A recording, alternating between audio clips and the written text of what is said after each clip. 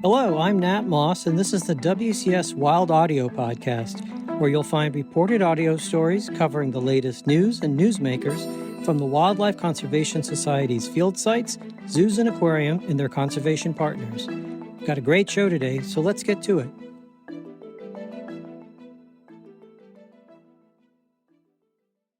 Nestled behind a facade of imposing buildings at the heart of the University of Cambridge sits the David Attenborough Building, a custom-built structure of glass and light boasting a living wall that rises through the center of the office.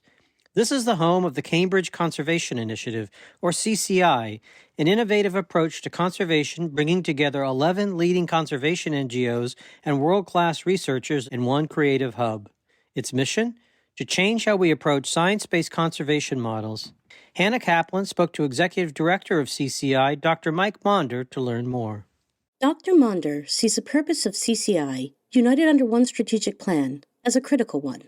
How can we do more together than we could as individuals? What we're looking at is reversing the flow. How do we take this extraordinary concentration of institutions, knowledge, history, and rather than the traditional sort of flow into Cambridge, what is the flow out?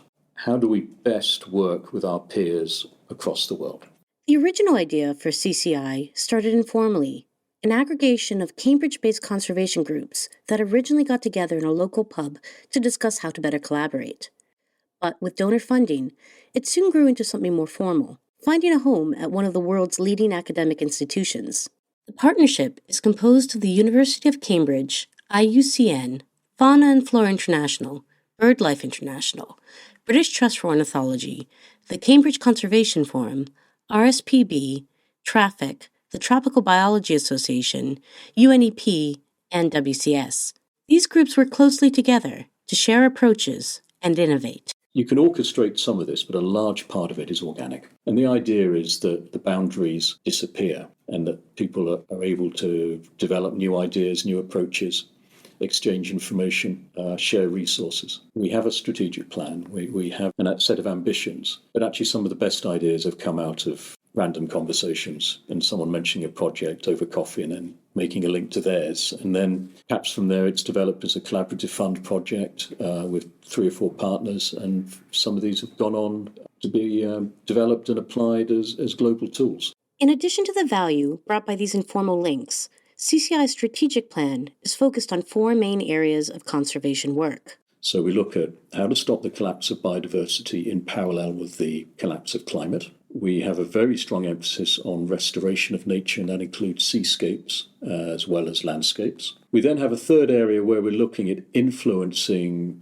systemic change. How do we work with business? How do we work with governments? How do we work with the international agreements? And our fourth one is capacity building to help the next generation of conservationists. That, I think, is the brilliance of the group. We can take a topic from research, take it all the way through the interpretation and application of that research with training and then to the field. The flow of ideas from research to programmatic work is designed to be an organic one that seeks to create unique collaborations. For example, the CCI Collaborative Fund connects 3 to 4 groups to work on a specific project with a deliverable product, like a report or data mapping. This might mean a collaborative fund project sees climatologists paired with climate policy specialists to produce a work which will ultimately reach decision makers or potential funders. We've got groups doing cutting-edge stuff on a load of topics, particularly forests and carbon.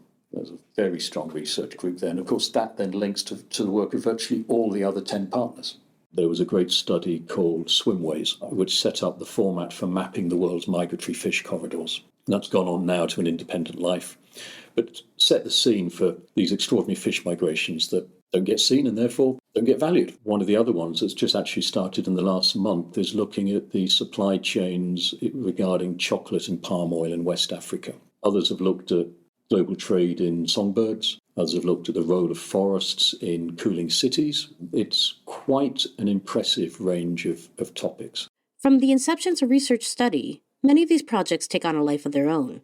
CCI's biggest collaborative flagship project, the Endangered Landscape Program, is currently delivering 4.5 million hectares of restoration across a number of Eurasian countries. From the Mediterranean up through to the Boreal North, from the Atlantic forests of the west through to the arid steppes of Georgia. So that's practical restoration driven by reinstating ecosystem services with a biodiversity focus. So we are putting species back that have been lost to those landscapes. Those projects are run and owned by their local partners. We don't run and own them, we support them. We work with them on monitoring and access to research and science that they need. So we're working with organisations to build them for the next 50 to 100 years. And that is already spilling into research projects in the home countries for these projects. It's already beginning to influence policy. Just like a watershed, the ramifications are infinite. Dr. Maunder is encouraged by the momentum of these initiatives, but warns that in scaling up global conservation efforts, we need to be mindful of the role that communities play in this work and the opportunities this offers. What we've learnt and tested over the last 20, 30, perhaps even 40 years now needs to be accelerated and expanded at scale.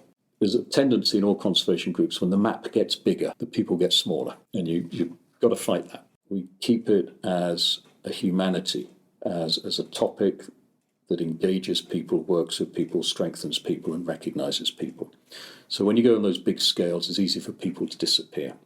But every acre of land we work with is someone else's land, and that always has to be in the front of our brain. So where is that new synthesis that recognises and cherishes local and traditional knowledge? I think there's going to be some extraordinarily brilliant individuals coming out of that, doing amazing stuff with their own communities, but with this blend of heritage and new science. And those groups working with researchers and developing their own researchers, that's where we're going to see really wonderful stuff.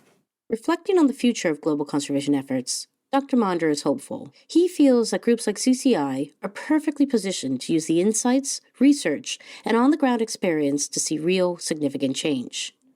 I've tried pessimism, it doesn't work. What I keep telling a lot of the early career folk is this is your time and you should revel in it. This is the time when you are going to give your best to the planet. I think, like so many people I know in this business, we are on an emotional roller coaster. But I think on the whole, we have to be optimistic, not blindly, sloppily optimistic, but we've got to be confident that we can and will make a difference. This is the time for us. We've been practicing for the last 100 years. Now is the time, and we can't afford to get it wrong. For WCS Wild Audio, I'm Hannah Kaplan. Today's episode was produced and reported by Hannah Kaplan with help from Dan Rosen and Nat Moss. The WCS Wild Audio podcast is a production of the Wildlife Conservation Society. Please join us next week for a new episode, and don't forget to rate or review the show wherever you get your podcasts.